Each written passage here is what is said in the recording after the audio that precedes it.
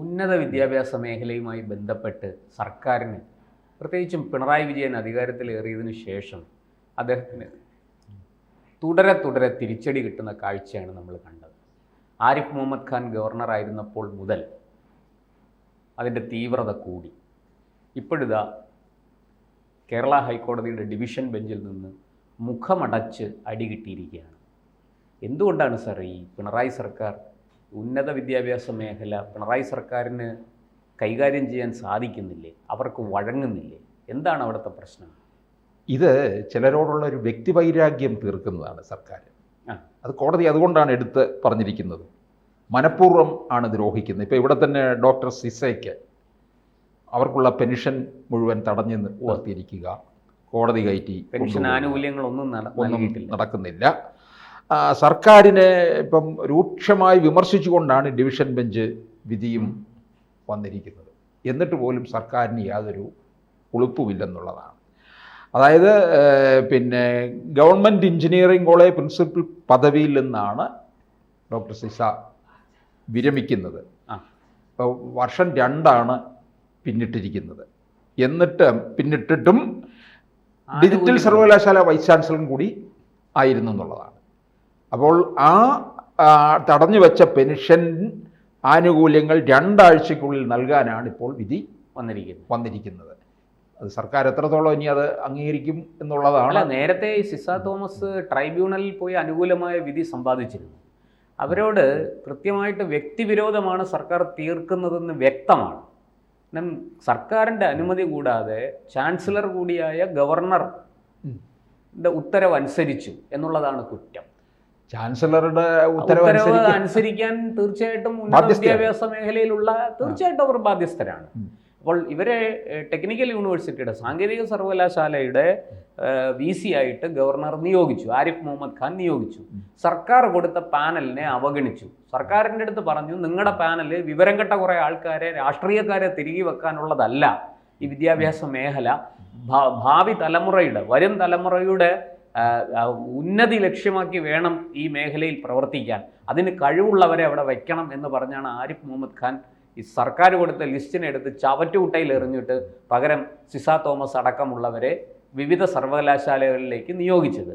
പക്ഷെ അന്ന് തുടങ്ങി ആ ആൾക്കാരോടെല്ലാം, ആ വൈസ് ചാൻസലർമാരായിരിക്കുന്നവർ തുടങ്ങി ഉന്നത പദവിയിൽ ഇരിക്കുന്നവരോടെല്ലാം സർക്കാരിന് കടുത്ത വൈരാഗ്യമാണ്. പുറകെ നടന്ന് വേട്ടയാടുകയാണ്. ഈ സിസ തോമസ് റിട്ടയർ ചെയ്തതിനു ശേഷം അവർക്ക് ഒരു ആനുകൂല്യവും നൽകിയില്ല. അവരുടെ ഗ്രാറ്റുവിറ്റി തുടങ്ങിയ ഒരു ആനുകൂല്യവും നൽകിയിട്ടില്ല. അവർക്ക് പെൻഷനും കൊടുത്തിട്ടില്ല. അതിന് പറയുന്ന ന്യായം സർക്കാരിൻ്റെ സമ്മതം കൂടാതെ അവർ ചാൻസലർ പറഞ്ഞത് അനുസരിച്ചു എന്നാണ്. പിന്നെ ചാൻസലർ പറയുന്നതല്ലാതെ അവർ പിണറായി വിജയൻ്റെ വീട്ടിലെ കുശിനിക്കാരൻ പറയുന്നതാണോ അനുസരിക്കേണ്ടത്? അതിപ്പോൾ ഗവർണറോടുള്ള ഒരു ദേഷ്യമാണ് തീർത്തത്, അങ്ങാടിയിൽ തോറ്റതിന് അമ്മയോട്. അപ്പോൾ ഇത് ഗവർണറുമായിട്ടുള്ളൊരു പോര് സർക്കാരിൽ കഴിഞ്ഞ ഗവർണറും സർക്കാരുമായിട്ട് നടന്നുകൊണ്ടിരിക്കുകയായിരുന്നു. അപ്പോൾ അതിൽ ഗവർണറുടെ ഭാഗം ചേർന്നു എന്നുള്ളതാണ് സിസയെ ഇപ്പോൾ സർക്കാർ പ്രതിക്കൂട്ടിലാക്കി നിർത്തി ഇത്തരത്തിലുള്ള ആനുകൂല്യങ്ങളെല്ലാം. അത് ഈ ഗവർണറോട് ആരെല്ലാം ഇതുപോലെ അനുഭാവം പ്രകടിപ്പിച്ചു നിന്നോ അവരെല്ലാം ഇവർ നോക്കി വെച്ചിട്ടുണ്ട്. ഇത്തരത്തിൽ വിരമിക്കലോ അല്ലെന്നുണ്ടെങ്കിൽ സ്ഥാനക്കയറ്റമോ ഒക്കെ വരുന്ന അവസരത്തിൽ അത് തടയുക, അത് നിഷേധിക്കുക, ഇങ്ങനെയുള്ള കാര്യങ്ങളിലേക്ക് പോവുകയും ചെയ്യുന്നുള്ളതാണ്. എന്തായാലും ഒരു കാര്യം സത്യമാണ്, ഈ സിസ തോമസിനെയും ഡോക്ടർ മോഹൻ കുന്നുമ്മലിനെയൊക്കെ പോലെയുള്ളവർ ഈ വൈസ് ചാൻസലർമാരായിട്ട് വന്നപ്പോഴാണ് ആ സർവകലാശാലകൾക്ക് തന്നെ ഒരു ശാപമോക്ഷം ലഭിച്ചത്. മറ്റേ നമുക്കറിയാം, കണ്ണൂർ സർവകലാശാലയുടെ VC ആയിട്ട് ഗോപിനാഥിനെ നിയോഗിച്ച് അത് കോടതി അവസാനം പിണറായി വിജയൻ സർക്കാരിന് കിട്ടിയ ഏറ്റവും വലിയ പ്രഹരങ്ങളിൽ ഒന്നാണ്. സുപ്രീം കോടതി വരെ പോയിട്ട് പോലും അതിൽ വിജയിക്കാൻ പറ്റിയില്ല. കാരണം ആരിഫ് മുഹമ്മദ് ഖാൻ വളരെ വ്യക്തമായിട്ട് ഈ കുട്ടികളുടെ ഭാവി മാത്രം, അവരുടെ നന്മ മാത്രം ലക്ഷ്യമാക്കിക്കൊണ്ടാണ് അദ്ദേഹം നടപടികൾ സ്വീകരിച്ചത്. അത് കൃത്യമായിട്ടിപ്പോൾ നമ്മുടെ കേരള യൂണിവേഴ്സിറ്റിയുടെ VC ആയിട്ട് ഇപ്പോഴിരിക്കുന്ന ഡോക്ടർ മോഹൻ കുന്നുമ്മലാണ്. അദ്ദേഹം ആരോഗ്യ സർവകലാശാലയുടെയും വൈസ് ചാൻസലറാണ്. അപ്പോൾ അദ്ദേഹത്തെ പോലെയുള്ള കഴിവുള്ള ആൾക്കാരെ കൊണ്ടുവന്ന് വയ്ക്കാൻ പിണറായി വിജയൻ സർക്കാരിന് ഒട്ടും തന്നെ താല്പര്യമില്ല. കാരണം അങ്ങനെ ആരെങ്കിലും വെച്ചാൽ ആ സർവകലാശാലകളിൽ രാഷ്ട്രീയ നിയമനങ്ങൾ അസാധ്യമാകും. അവർക്ക് താല്പര്യമുള്ളവരെ അവിടെ തിരികെ കയറ്റാൻ സാധിക്കാതെ വരും. അതാണ് ഇത്തരത്തിലുള്ള പ്രവൃത്തികൾ ഈ സർക്കാർ സ്വീകരിക്കാൻ കാരണം. അതിന് ഗവർണർ അനുവദിക്കാത്തതാണ് ഗവർണറോടുള്ള ഈ ദേഷ്യം ആരിഫ് മുഹമ്മദ് ഖാനോട്. അതിപ്പോൾ 6 ഏക്കർ റോഡും തുടരുന്നുണ്ട് എന്നാണ് ഞാൻ മനസ്സിലാക്കുന്നത്. അല്ല, ഈ പുതിയ ഗവർണറും അങ്ങനെ ഇക്കാര്യങ്ങളിലൊന്നും വിട്ടുവീഴ്ച ചെയ്യുന്ന ആളല്ല. കാരണം ചാൻസലർ പദവി നിൽക്കുകയല്ലേ. അതെ. അപ്പോൾ ചാൻസലർ പദവി നിൽക്കുമ്പോൾ അത്തരത്തിൽ എടുക്കുന്ന തീരുമാനങ്ങളെ ഒന്നും വെല്ലുവിളിച്ചുകൊണ്ട് സർക്കാരിന് മുമ്പോട്ടൊന്നും പോകാൻ കഴിയില്ല. ഇത് സർവകലാശാലകൾക്കെല്ലാം UGC ഗ്രാന്റ് കിട്ടുന്നതാണ്. അത് കേന്ദ്രത്തിന്റെ കയ്യിലാണ് ഇരിക്കുന്നത്.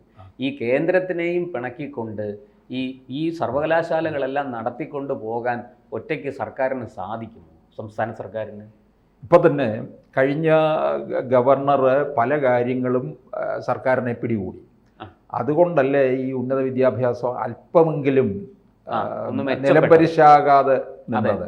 അല്ലെന്നുണ്ടായിരുന്നുവെങ്കിൽ ഗവർണർ ഇതൊന്നും കണ്ടില്ല കേട്ടില്ല എന്നുള്ള മട്ടിൽ പോയിരുന്നുവെങ്കിൽ ഈ ഉന്നത വിദ്യാഭ്യാസ മേഖലയാകെ തകർന്ന് തരിപ്പണമായി. മുമ്പ് അങ്ങനെയായിരുന്നു. ഈ കോൺഗ്രസ് കേന്ദ്രം ഭരിക്കുന്ന കാലത്ത് ഈ വരുന്ന ഗവർണർമാരെല്ലാം റബ്ബർ സ്റ്റാമ്പുകളാണ്. ഇവിടുന്ന് സംസ്ഥാന സർക്കാർ എന്ത് എഴുതി കൊടുക്കുന്നോ അതിൽ തുല്യം ചാർത്തി സീല് വെച്ച് വിടും, താഴെ ഒരു ഷൂവും വരെ. അന്ന് തിരുവനന്തപുരത്ത് രാജ്ഭവൻ എവിടെയാണെന്ന് ആർക്കും അറിയത്തില്ലല്ലോ. അതെ. ഇപ്പൊ രാജ്ഭവൻ എവിടെയാണെന്ന് കൃത്യമായി അറിയാം. നിരന്തരം സമരം രാജ്ഭവൻ. ഇപ്പൊ സെക്രട്ടേറിയറ്റിന്റെ മുമ്പിലല്ല സമരം രാജ്ഭവൻ. എന്റെ അഭിപ്രായത്തില് രാജ്ഭവനോടൊന്ന് സമരം ചെയ്യാൻ അനുവദിക്കരുത്, നിരോധിക്കണം. അവിടെ എന്ത് സെക്രട്ടേറിയറ്റിന്റെ പരിസരം പോലെ അങ്ങ് ആക്കിയിട്ടിരിക്കുകയാണ്. അതെ. പണ്ട് എത്ര ഒരു ഈച്ച അവിടെ പറക്കത്തില്ലായിരുന്നു. ഇപ്പോഴവിടെ എല്ലാവരും എത്തുകയാണ്. എന്ത് തയ്യൽ തൊഴിലാളികളും മുതൽ അങ്ങോട്ട് എല്ലാവരും. അതെ, സംസ്ഥാന സർക്കാരിനെതിരെ ചെയ്യേണ്ട സമരം ഇപ്പോൾ രാജ്ഭവന്റെ മുന്നിലേക്ക് മാറ്റി. ചോദിച്ചാൽ പറയും കേന്ദ്ര സർക്കാർ കേന്ദ്രവിരുദ്ധ സമരം, ഫാസിസത്തിനെതിരെ ഉള്ള സമരമാണെന്ന്. അതില് നമ്മുടെ ഇടതുപക്ഷ നേതാക്കന്മാരെല്ലാം സഹിതം വന്ന് അവിടെ കിടക്കുകയാണ് അവിടെ. അതെ. അപ്പോൾ ഇപ്പൊ രാവിലെ ഒരു 9:30 മണി മുതൽ മിക്കവാറും ദിവസങ്ങളിൽ ഈ രാജ്ഭവന്റെ അവിടെ അങ്ങ് ഒഴിച്ചിട്ടേക്കുകയാണ്. 2 തരത്തിൽ. പണ്ട് നമ്മൾ അല്പമെങ്കിലും ഒഴിച്ചിടുന്നത് രാജാവ് അങ്ങോട്ടും ഇങ്ങോട്ടും പോകുമ്പോഴായിരുന്നു. ഇപ്പം ഇപ്പോൾ രാജ്ഭവന്റെ മുമ്പിലേക്ക് സമരവും കാരണം. അപ്പോൾ എന്തായാലും ഗവർണറുമായിട്ടുള്ള ഈ പോരാട്ടത്തിലാണ് ഇത്തരത്തിലുള്ള കാര്യങ്ങളെല്ലാം പുറത്ത് വന്നിരിക്കുന്നത്. അപ്പം സിസ നിയമപരമായിട്ട് തന്നെ അതിനെ നേരിട്ടു എന്നുള്ളതാണ്. അത് സർക്കാരിന് വലിയൊരു തിരിച്ചടി ഉണ്ടാക്കി. കോടതി സാർ വ്യക്തമായിട്ട് പറഞ്ഞിരിക്കുന്നത് ചാൻസലറുടെ ഉത്തരവ് സിസ അനുസരിച്ചു, അതിൻ്റെ പേരിലുള്ള ഉപദ്രവമാണ് അവർക്കെതിരെ നടക്കുന്നത്. അതൊന്നാമത്തെ കാര്യം. 2, ഈ ഉന്നത പദവിയിലുള്ള ഉദ്യോഗസ്ഥയ്ക്ക് നേരിട്ട ഈ തികഞ്ഞ അനീതിയെ കോടതിക്ക് കണ്ടില്ലെന്ന് നടിക്കാനാകില്ല. എന്നാൽ വിരമിച്ചിട്ട് 2 വർഷമായിട്ടും പെൻഷൻ കിട്ടുന്നില്ല, ആനുകൂല്യങ്ങളൊന്നും കൊടുത്തിട്ടില്ല എന്ന് പറയുമ്പോഴേ. മൂന്നാമത്തെ കാര്യം, ഈ പെൻഷൻ ആനുകൂല്യങ്ങളെന്ന് പറയുന്നത് ഭരണഘടനാപരമായ ഒരാളിൻ്റെ ഒരു ജീവനക്കാരുടെ അവകാശമാണ്. അത് നിയമപരമായ കാരണങ്ങളാൽ അല്ലാതെ നിഷേധിക്കാനാകില്ല. ഇപ്പോൾ അവരെന്തെങ്കിലും കുറ്റം ചെയ്തിട്ടുണ്ട്, അവർക്കെതിരെ വിജിലൻസ് അന്വേഷണം നടക്കുന്നു, അഴിമതി ആരോപണം സംബന്ധിച്ച് പരാതി കിട്ടി, അവർക്കെതിരെ വിജിലൻസ് അന്വേഷണം നടക്കുന്നു, ഇത് തടഞ്ഞു വെക്കാം. അവരേതെങ്കിലും ക്രിമിനൽ കേസിൽ പ്രതിയായി, അവർക്കെതിരെ അവരുടെ ഈ ആനുകൂല്യങ്ങൾ തടഞ്ഞു വയ്ക്കാം. അങ്ങനെ അല്ലാതെ എന്ത് കാരണത്താലാണ് ഇത് തടഞ്ഞു വെക്കുന്നത് എന്ന് കോടതിക്ക് പോലും മനസ്സിലാകുന്നില്ല എന്നാണ് ഡിവിഷൻ ബെഞ്ച് ചൂണ്ടിക്കാട്ടുന്നത്. ഈ പിണറായി വിജയൻ സർക്കാരിന് അല്പമെങ്കിലും ഉളുപ്പുണ്ടെങ്കിൽ, നാണമുണ്ടെങ്കിൽ സത്യത്തിൽ രാജിവെച്ച് പോകണം. കാരണം അത്ര കനത്ത അടിയാണ് ഹൈക്കോടതി പിണറായി വിജയൻ സർക്കാരിൻ്റെ മുഖമടച്ചു കൊടുത്തിരിക്കുന്നത്. കൂടുതൽ വാർത്തകളും വിശേഷങ്ങളും നിങ്ങളിലേക്ക് എത്താൻ ABC മലയാളം സബ്സ്ക്രൈബ് ചെയ്യുക, ബെൽ ബട്ടണും അമർത്തുക.